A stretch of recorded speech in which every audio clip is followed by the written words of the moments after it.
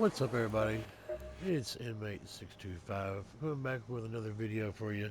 This time I'm doing some Ark Raiders. I've been playing for a little bit on my second expedition, and I've noticed, a few things that would help folks along the way.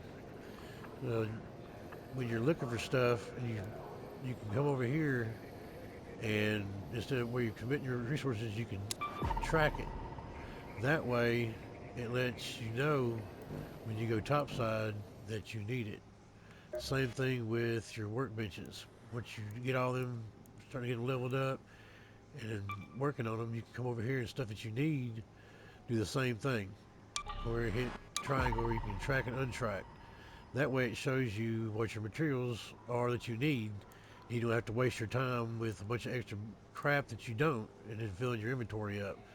My problem was once I got it full, I got the 292 in my stash, and I was constantly coming out of my raids having to either sell stuff or uh, break stuff down into recycle, and it just got I just got tired of it. So once I started marking everything and tracking what I need and leaving to what I don't, I got down to 233, and that's been running matches after match. It'll build a little bit slowly as I add to what I've already got marked and build up my inventory. But you can see I went from having a bunch of crap. Now I got everything is basically marked, and I've still got room for extra crap. So I've got extra blueprints to drop for folks. I got a friend I want to meet up and drop them, but I got all this extra room that I didn't have just because I went through and started tracking those resources, stuff I needed, and it doesn't matter what it is, you can track them all. I mean, whatever you use, if you wanted to say, if I wanted to use those explosive mines, I needed sensors. Well, I track them and track my sensors.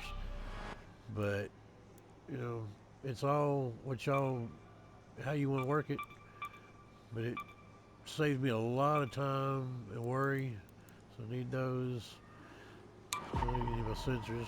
And I might as well save up on those too. So you just track them and go on about your business. And then as you're out in the world, you can pick them up and see what you need, what you don't, and then when you go to pick something up, you can right click in your or left click your left stick and pop up that little box that shows you what you need, what you don't need, and then you can say, oh, it recycles. That's what it recycles into.